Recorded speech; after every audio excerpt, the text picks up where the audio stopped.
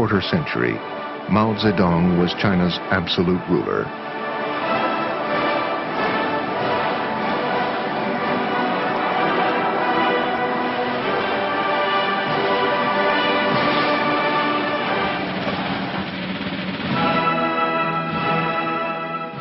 When he died, few could imagine China without him.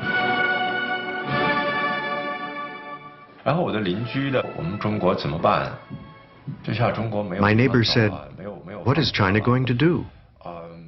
We've lost direction. Heaven is collapsing." With Mao's death, a new era began, with new leaders, new visions, and a dramatic new course for the Chinese people. Never in the history of the world has a nation been transformed with such speed and magnitude.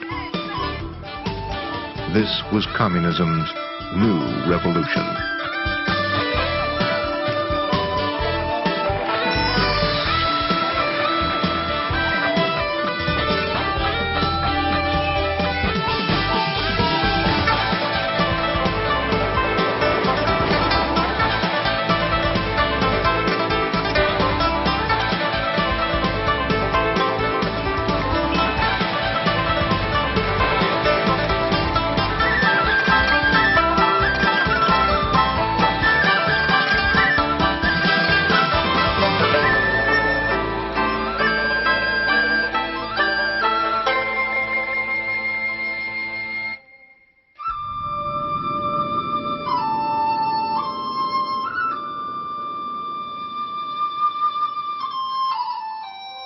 In 1976, when Mao died, China was a poor country, largely isolated from the rest of the world.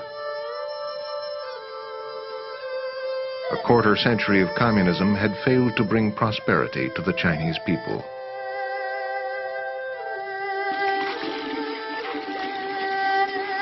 Mao's vision of the path to communism had been one of continual revolution. He had interrupted periods of growth and calm with one turbulent political campaign after another. In the last decade of his rule, he had launched the Cultural Revolution and brought China to disaster. Mao's most fanatic supporters, millions of teenage Red Guards, followed his orders to attack their teachers, intellectuals, Communist Party officials, even their own families. Few escaped the violence.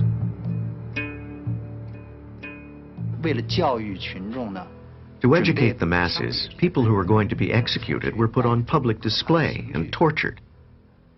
It felt like a ritual sacrifice. You were the goat put on the altar. I was the main target, and my father and brother were brought to watch. I could hear people shouting, "Shoot him." The pain from seeing my father below was deeper than any physical pain I suffered. During this period, Mao's wife, Jiang Qing, and 3 of her colleagues, later called the Gang of Four, gained great power.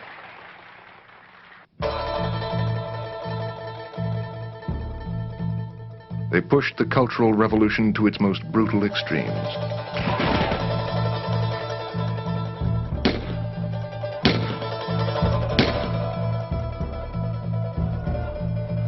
When Mao saw that China was on the brink of civil war, he turned on the Red Guards.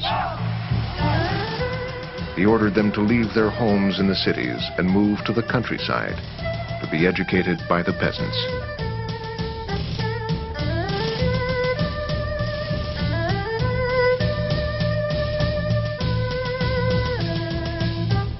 These young people became known as sent-down youth. Many people were shocked after they got to northern Anhui and saw what it was like. There was nothing there except a few grass huts. The people ate sorghum that was hard as iron. It was awful. We really didn't want to be assigned there for the rest of our lives.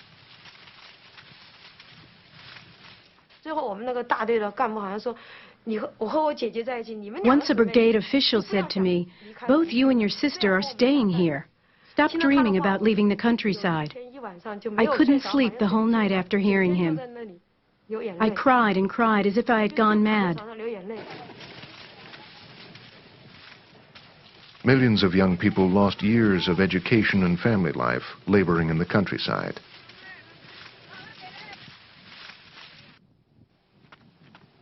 By the time of Mao's death, many were relieved.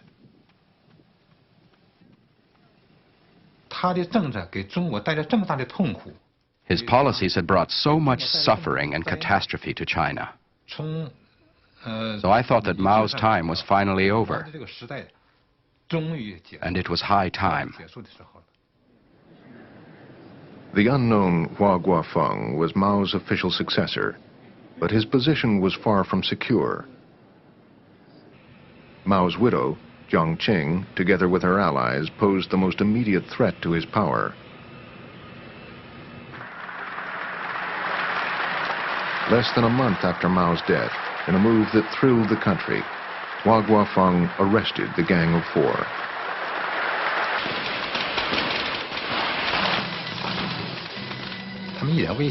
People hated them very much. It was only because they had Mao's favor and protection that they reached such high positions. After Mao's death, they lost power. There is a saying in Chinese, when the big tree falls down, all the monkeys run away.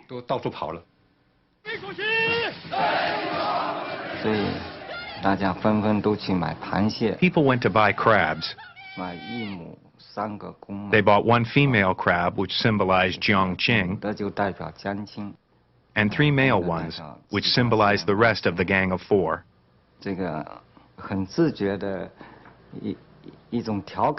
Everyone was joking around like that.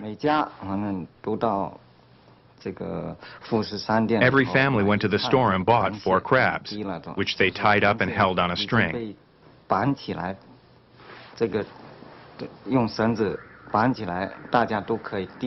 They would wave the crabs at friends to say hello. And then they took the crabs home and cooked them. We Chinese called this our second liberation. Everyone was really happy about it.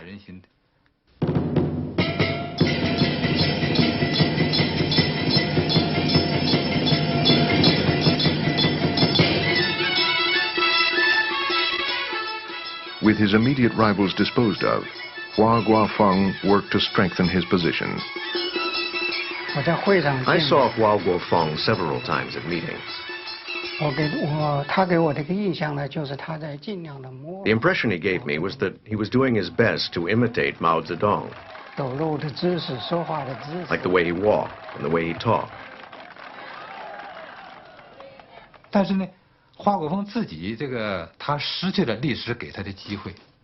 Hua had an historic opportunity, but unfortunately he didn't seize it. Soon after he arrested the Gang of Four in October, I was informed of his instructions that every word by Mao must be followed. It was the same old way of talking. I saw an editorial in the Beijing Daily, which had a line that really amazed me. We must obey Chairman